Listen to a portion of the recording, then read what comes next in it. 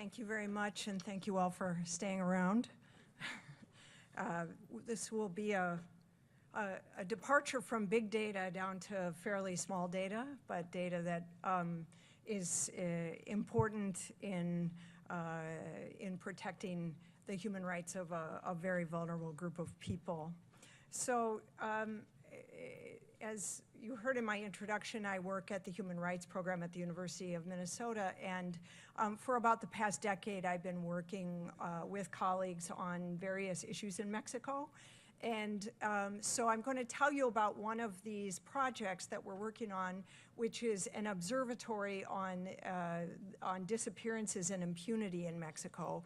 And to preview how this will differ in many ways, besides being a close look, a lot of the issues that we have are data sources and lack of data sources. So we'll talk about that as we go along. But here's a quick overview of the presentation. I'll tell you a little bit about the problem of disappearances in Mexico, about impediments to accountability, which is the other part of our project on focusing on impunity, describe the structure and the work of the observatory, and then finally, findings and observations from the two teams that are working on this, and some lessons learned in terms of the idea that Dr. Nelson and others have put forward of thinking about partnering with nonprofit organizations or non-governmental organizations as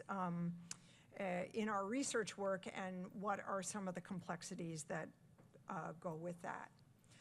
So disappearances, I don't know if most of you are aware of this issue in Mexico, but the most recent findings of the United Nations Committee on Enforced Disappearances is one of a long march that have really characterized the situation of enforced disappearances as generalized, which in human rights terms is the most serious systematic problem that you can have on a human rights violation. It means it happens pretty much everywhere in the country in a systematic way. And they also found it to be characterized by impunity, so the failure to even take the most minimal steps towards accountability, like investigation, much less prosecution of cases, and also by the re-victimization of the disappeared and their families. This is a persistent narrative in the situation in Mexico, where family members who report a disappeared person to the police are themselves criminalized, because the narrative has been that they must have done something, that it's a war between drug cartels, and therefore the victim and their family must be themselves criminal in some way. Whoops, that went backwards.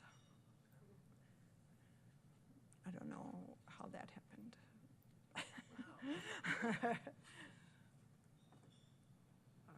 We'll just skip down. Okay. In case you forgot what happened before. I guess, yeah, instead sure. of the. There you go. Highlight. There you go. Thanks. So some basic figures on disappearance is that in the government recently acknowledged that they have lists of more than 40,000 disappeared persons, most of whom disappeared in the last decade. There have been some hangovers, cases that are unresolved from the kind of dirty war period of the late 1960s and early 70s. For those of you who saw Roma, there were that sense of violence at the time. But mostly this has been in the past decade. Several independent journalists have identified graves, almost 2,000 clandestine graves throughout the country. And these are just some of the figures that are related to the graves. There's not really very many bodies in the graves because a lot of it is just fragments of human skeletons. And there's a lot of knowledge now about the manner in which people are disappeared. there's a lot of dissolving of bodies in acid in ways that there's no remainders. So, but in addition to that knowledge that we know that there are almost 2,000 graves, and there are now some forensic projects that are doing exhumations of some of these graves to try and identify them. The problem became more visible in the international arena, of course, in 2014 when the 43 students were disappeared from the Teachers College in Ayotzinapa in Mexico, and that gained, under the glare of international attention, there were many investigations into that case. None has been successful. There's absolutely no knowledge of any of those 43 this many years later, and that is the most visible case in the country. So that gives you a sense of why these other less visible cases are not making progress. So just to give you a sense of who some of these people are who are being victimized, these are some photos a student of mine took in March in the state of Jalisco, in the city of Guadalajara, where there was a state forum on the disappeared. And these are some of the mothers of the disappeared holding photos of their sons or husbands or family members.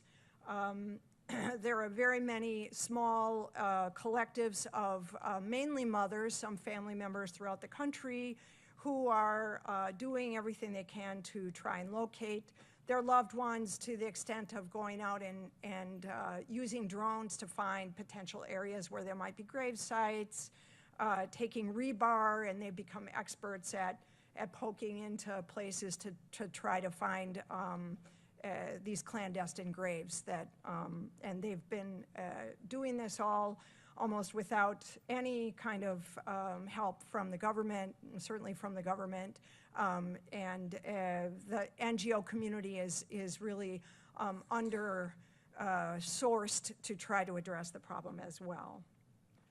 This was a sign from a demonstration in Guadalajara, which was on the anniversary in March 2019 of three filmmaking students, documentary filmmaking students who were disappeared.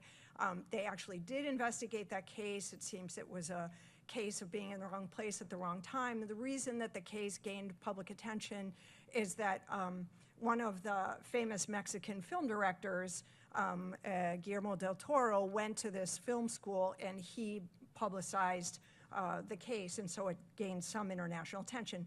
This sign says, "Your pain is our pain, ours is also your dignified rage."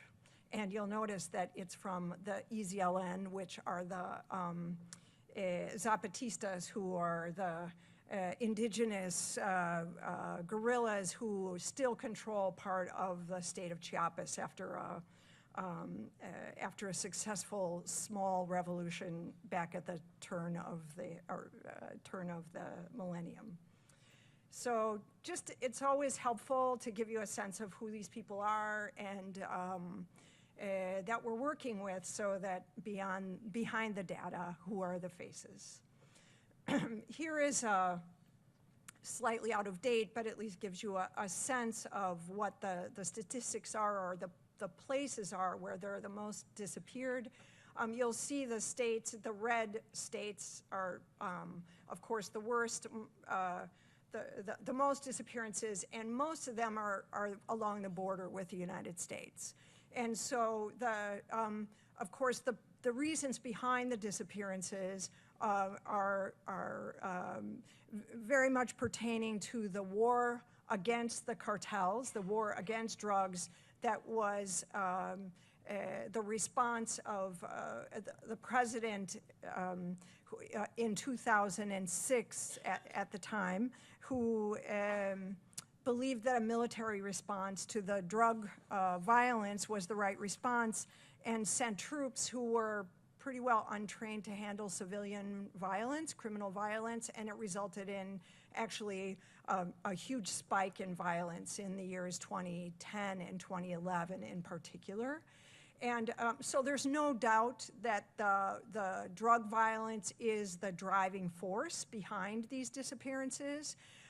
But the narrative that the government has used has been that it's not the government's fault. It's the cartels, it's the criminal organizations, when it's pretty evident that in many of these contexts, local contexts, which is where we're doing the analysis, there is a narco state, essentially, that the state has been captured by the cartels, is part of the cartel, and that is one of the driving reasons for impunity as well.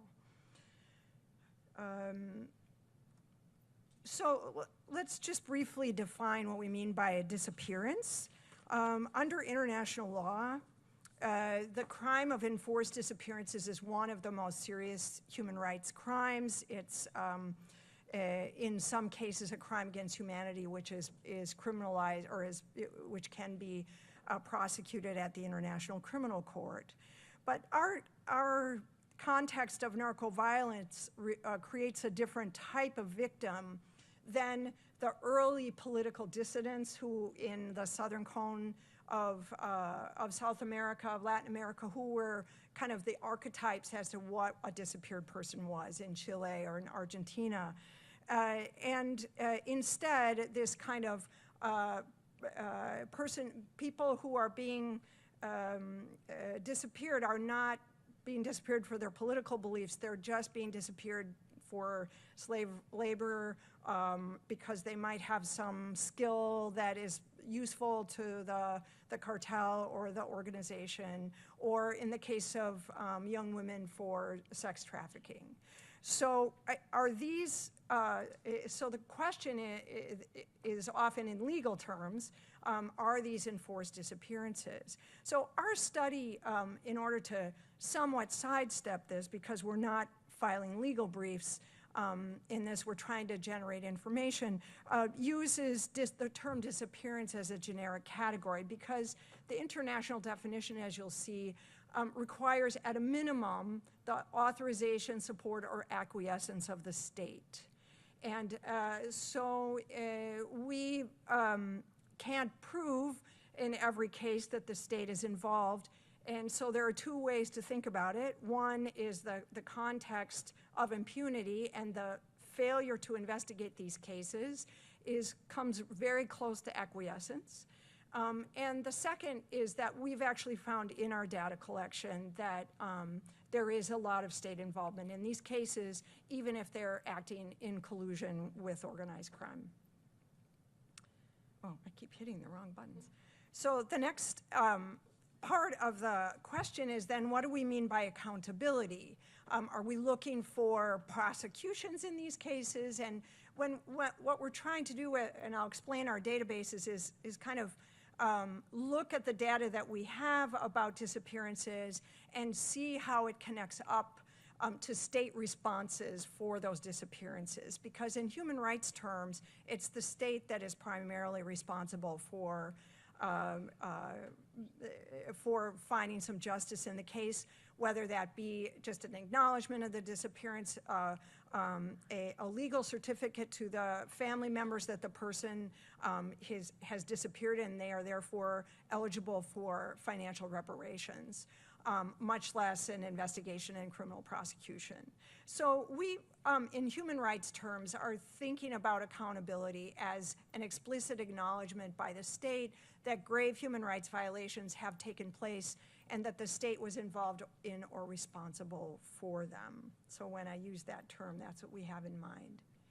So in our work, we have seen that the impediments to accountability are several. First of all, as I've described, the state has in large part been captured by organized crime, and a lot of the community level violence that takes place, this is either by corruption or by fear.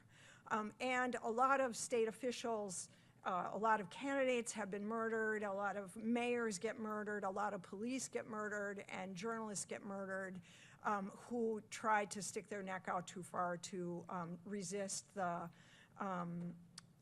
organized crime's efforts to infiltrate in a community.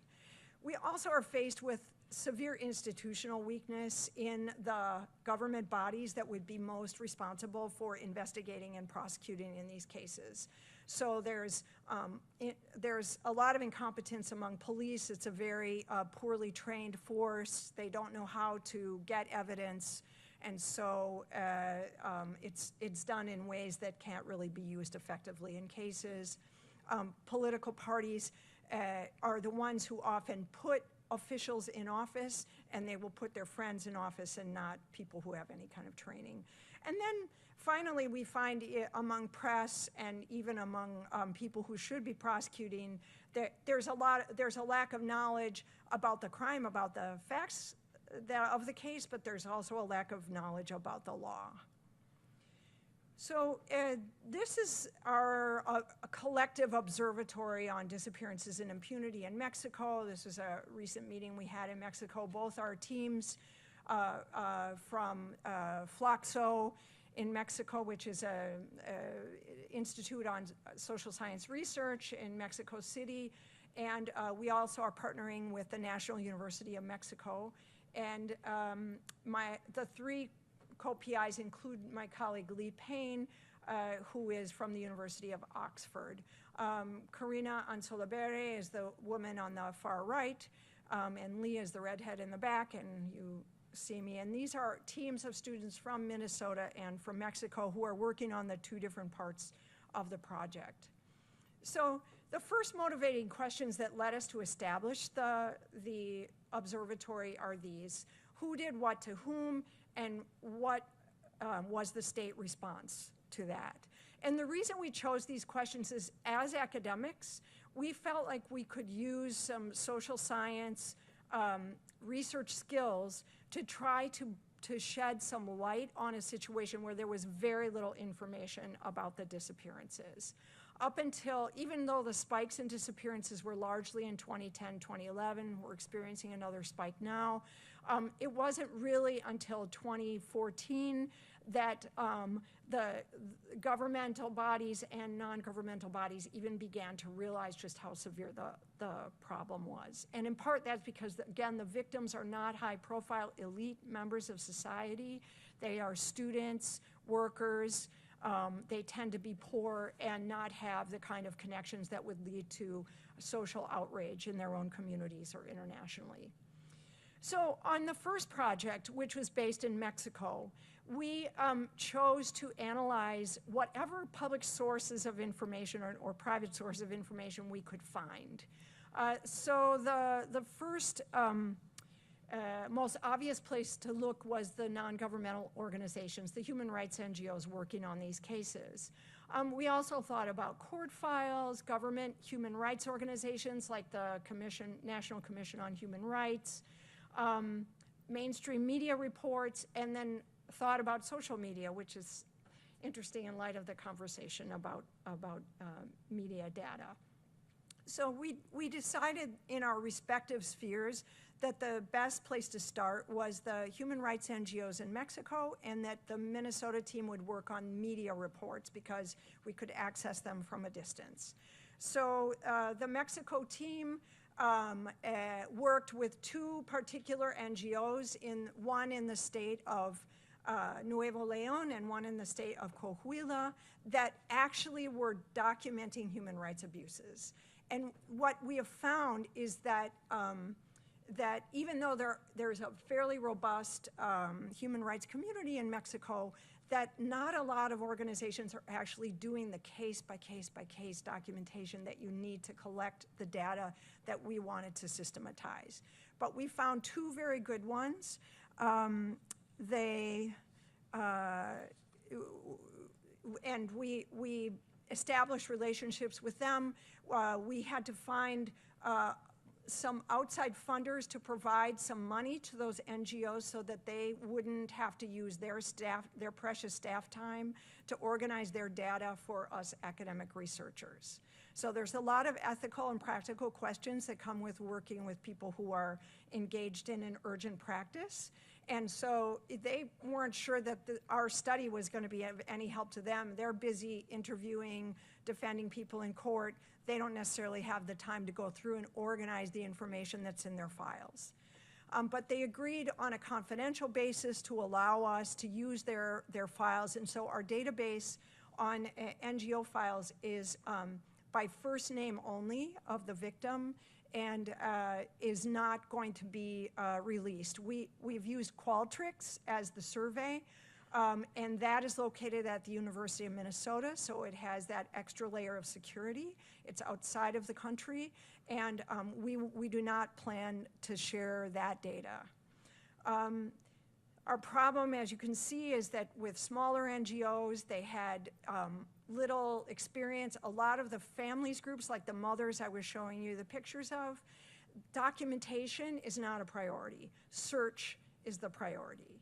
And so we needed to respect the, the really personal concerns of those groups.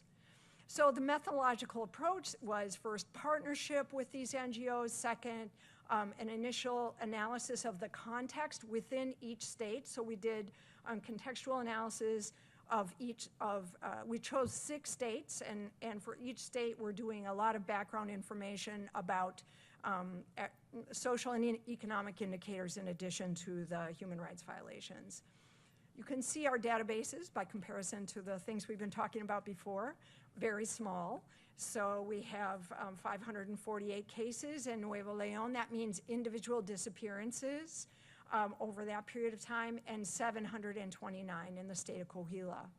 So just to touch on each of these indicators, on the right is a picture of, in the center is one of my students, Paula Cuellar, who did some interviewing and of family members and journalists in Coahuila, and this, she shared her data. This is a picture of her after she gave a presentation back to the families. It's very important for the families to understand that they are going to have access to the knowledge that we get out of this information.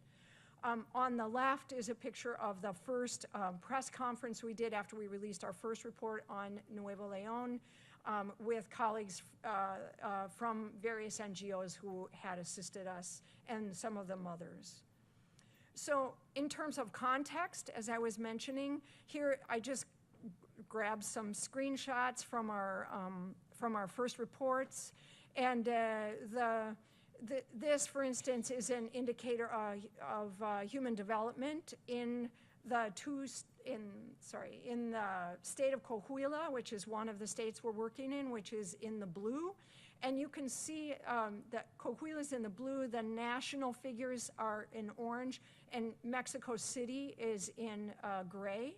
And so Mexico City has a much higher level of human development, but Coahuila is not bad compared to the national average. It's above average, and Nuevo León is even higher.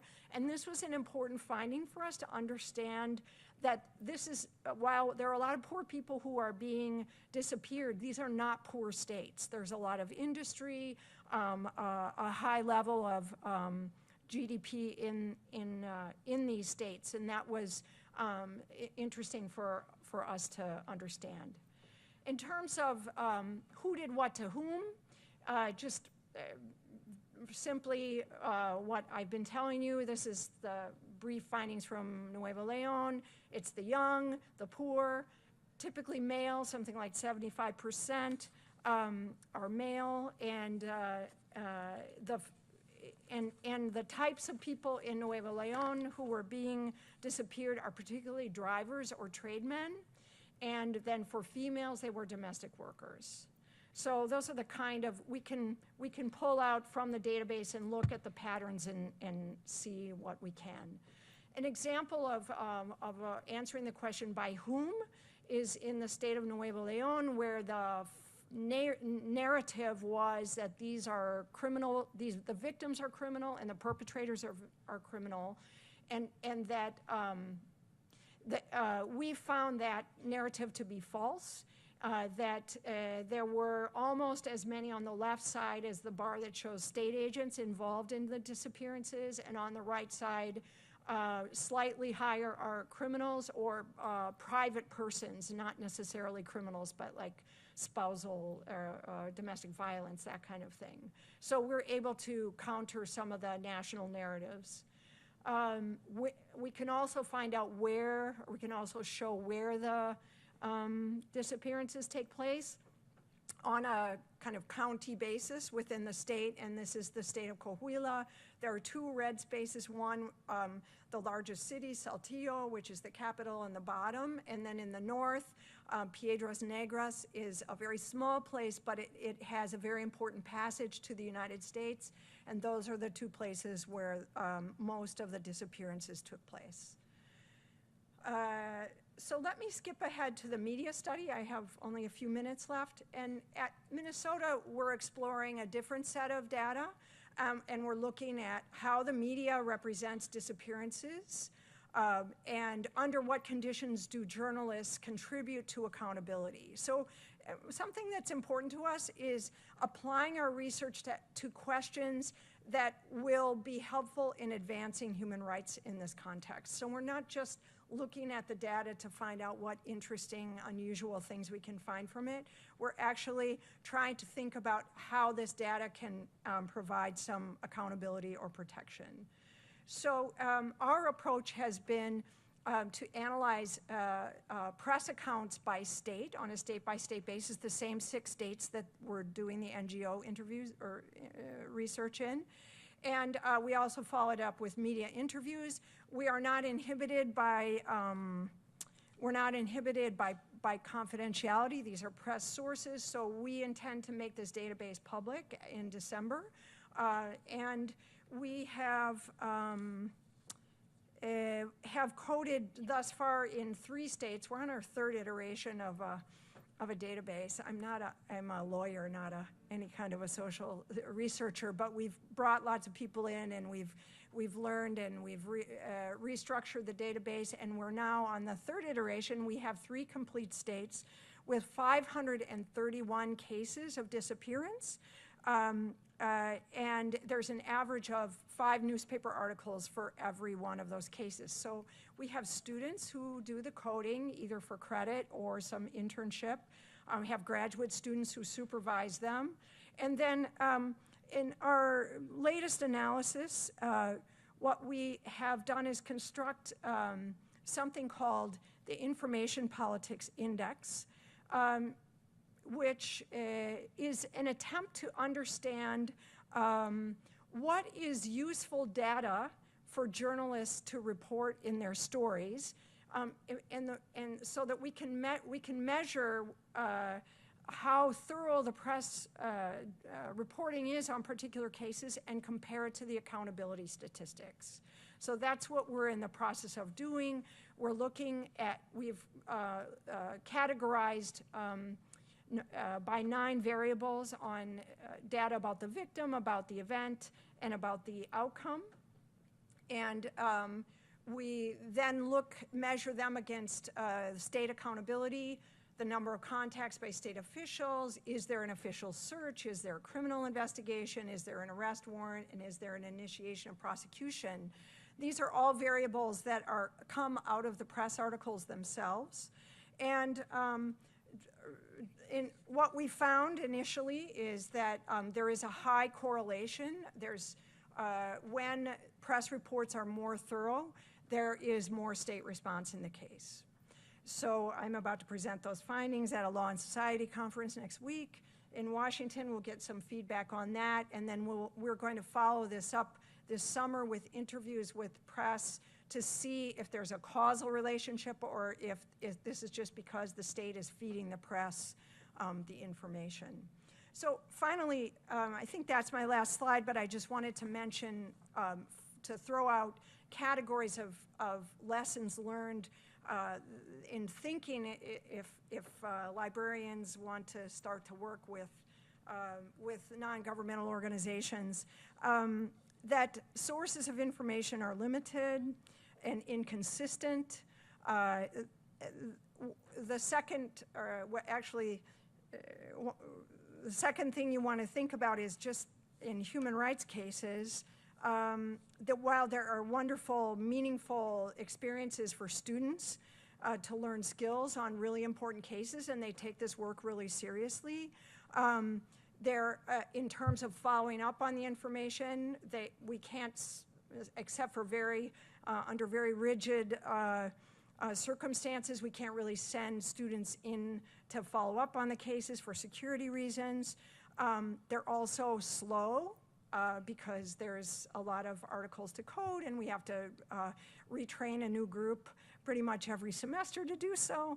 And then, unlike most coding, there are secondary trauma questions, and we feel like it's really important to contextualize and to help students understand the history of human rights in the region, and also to let them know about what secondary trauma symptoms look like and what they should pay attention to.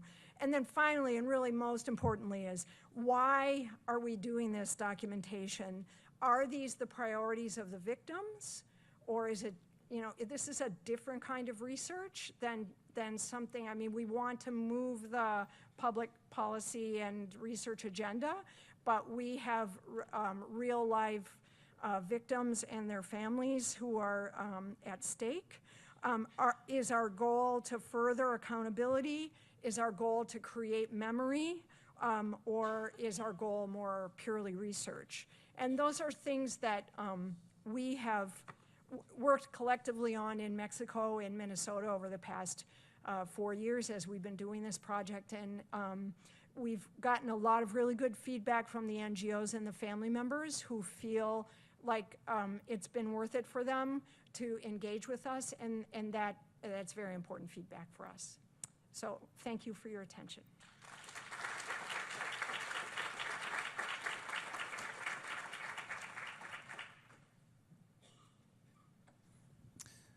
We have questions of our presenter. Please raise your hand. We'll get you a mic. We have two here. I'll start here. My question was just about when you talked about creating the database out of news articles, and you were saying that those are all public, and so it was okay to share that publicly. And do you have any concerns about the process of aggregating that information, creating risk that wouldn't be there otherwise, and how do you manage that? Yeah, that's a good question. The unit of measurement on these cases is the individual disappeared person, and then we collectively are combining all of the articles to analyze that. What we found is that in a lot of the cases, there's no named journalists, that it's a staff article. And again, these are protective measures that the newspapers have taken. It's a useful question to think about. I think that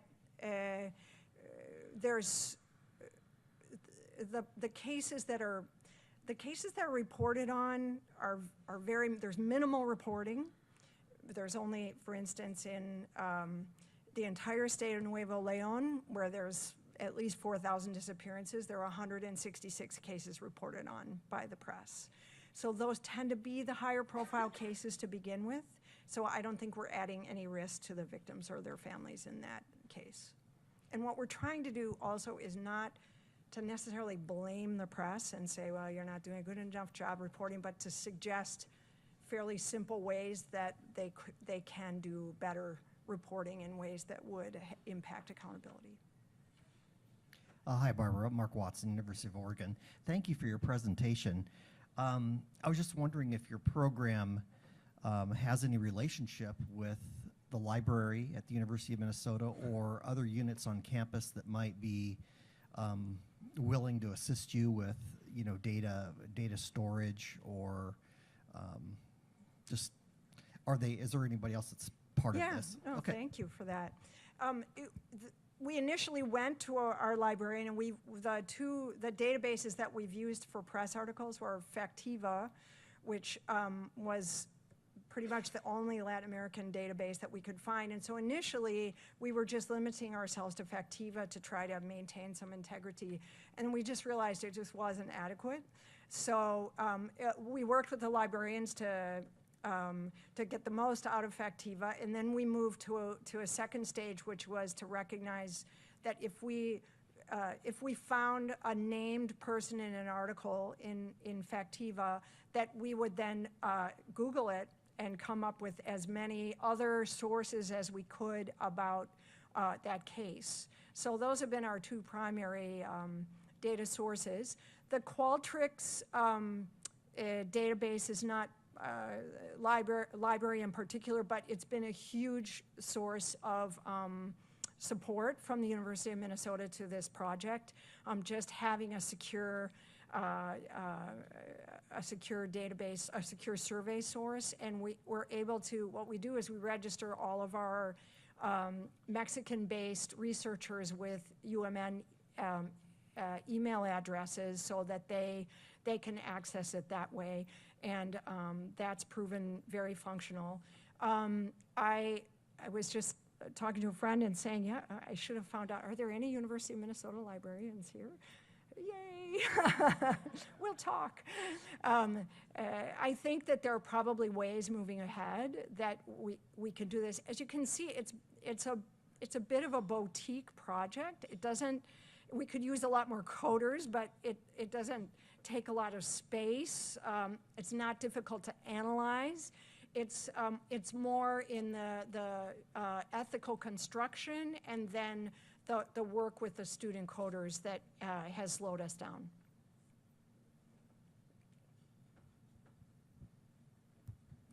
John Slocum, consultant with CRL. I was very curious about the statistics about who did these disappearances and the fact that it added up to 100% or thereabouts. And what's the degree of certainty or reliability of that coding, whether it's state agent or criminals? It's only 100% of those that for which you knew. For which we had information. This is from the CADAC information in Nuevo Leon and from the NGO that we work there. And what we found is that this is in the files that identified a likely perpetrator. This is what the breakdown was. That's why it added up to 100%. But that still went against the government's narrative. I'm Ann Riley from the University of Missouri.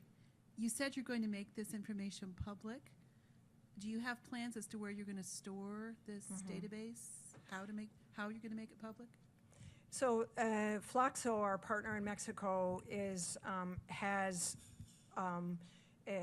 funding to create a website. We don't have a website yet. We've been working to build the information first, and this year we're going to establish a website there, and I presume that that's where we'll have it, but people can also access it from the Human Rights Program. At that time, I think we'll turn to other experts also to find out what are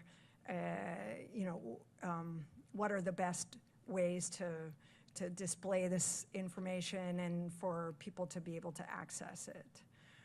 And probably to look at some of these ethical questions about aggregating data. But it's been a little bit frustrating with the NGO data that we have because of the confidential nature of it. Most families they don't require that it be confidential, but as you can imagine, in the legal files, there is a lot of there are names of other people and other people who might be vulnerable, so we've chosen not to do that. But the press data we would like to give as an example. The other thing we've done is shared quite publicly our survey that we use both on the press coding and the NGO coding, so that other research institutions or NGOs in Mexico who wish to take on other states that we're not able to code can try and roughly have the same sets of variables. So try to work with them on that. I believe one final question. Thank you for this information. I really came to an understanding of the work you're doing, but I wanted to know, is this program a standalone in the College of Liberal Arts, or is incorporated in the entire university? And another question, is it only your research, is it only about Mexico, or you have other areas that you're doing research in? And how long ago did you start the program? Thank you. The program will be 20 years old in 2020. So we started in fall 2001. It's a funny place to be situated.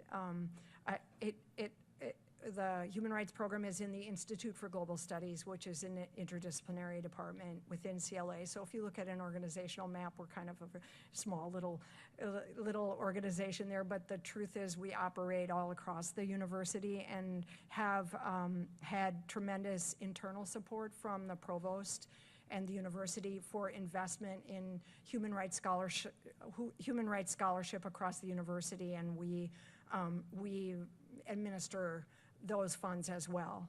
So there's $200,000 of grants every year from the Provost's office for faculty to do human rights research, and we also have an interdisciplinary Grand Challenges grant that allows us to seed emerging projects. So there's quite a bit going on in human rights. We also just started, and just for a plug, we started a Masters of Human Rights program 4 years ago. It's a 2-year professional degree between liberal arts and the Humphrey Institute of Public Affairs, and we have just graduated our second cohort.